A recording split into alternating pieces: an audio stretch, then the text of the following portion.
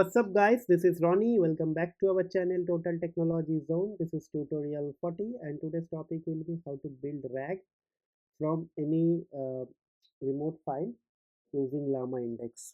Okay, so when I say remote file, what I trying to say? So basically remote file means suppose you have a text file or maybe if you have a PDF file which is available into some third party like third party website, right? Or in the third party domain, maybe it could be your internal domain as well, but which is available remotely, which is not available on your computer. So something like this, if I just go here, if you see, this is a text file which is available here. So why this sort of things are important, let me explain you something. Suppose you developed or suppose you actually you developed a product, and for developing the product you are actually procuring multiple components from multiple vendors, right? And every vendor is actually maintaining their manual for installing some troubleshooting guide, right? So after you develop the final product, you have to actually hand over that product to your customers, right? Now customer is actually using that thing into their site or their manufacturing plant or everywhere. I'm actually talking about some enterprise grade use case, right? Now suppose that suppose the product is actually not working, it is giving some error. Now you are going to send some engineer, right, to the site, right? Now site engineer is actually going to check everything, and they find that one of the component from a third party vendor is actually not working. Then what they will do, they will call the third party provider, they will do some troubleshooting guide, and after that they will help. Or else there is second option is that engineer itself will be knowledgeable of all the products and he can solve it, which is technically not possible and also practically not possible. And both of this case will actually going to take some additional time, because the engineer which is available in the site is going to get some help from the outside, right? But now suppose if you have all the knowledge available into the website, and now with that knowledge if you try to build a RAG, and after that if you access give access, if you open the access to that RAG to your all of the employees or site engineers, so they can easily solve the problem by their own. They will just ask a question and they will get the answer, right?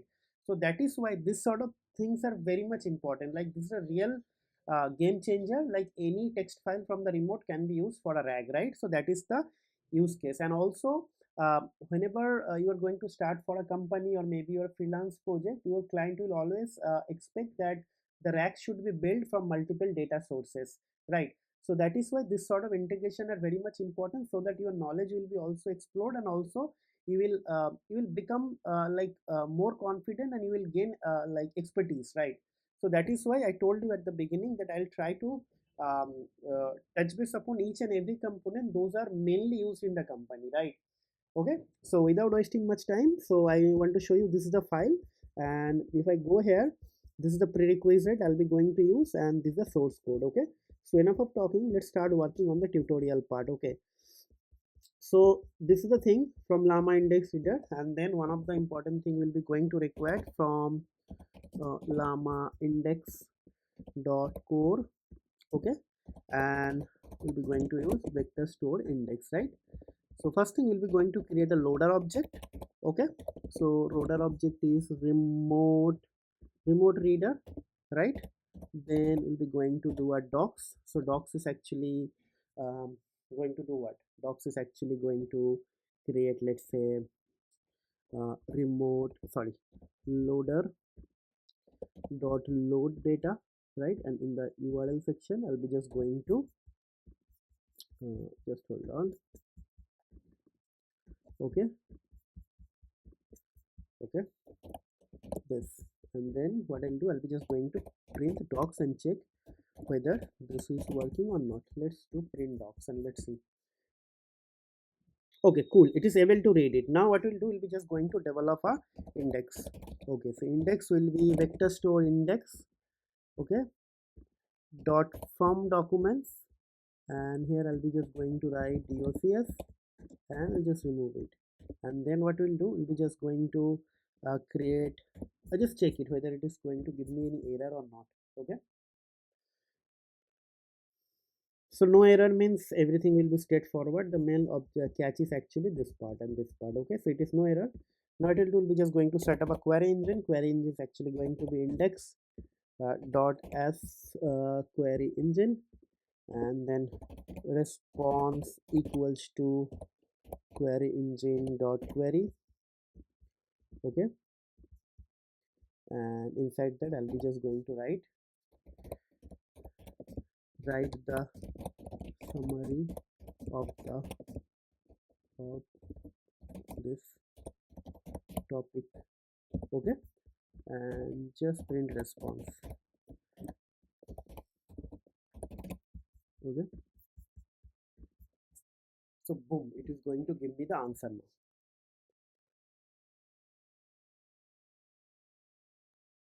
right? Okay, lectures. So let me ask,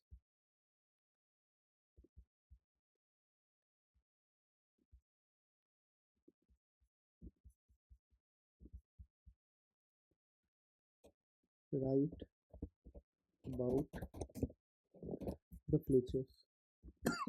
Let's see.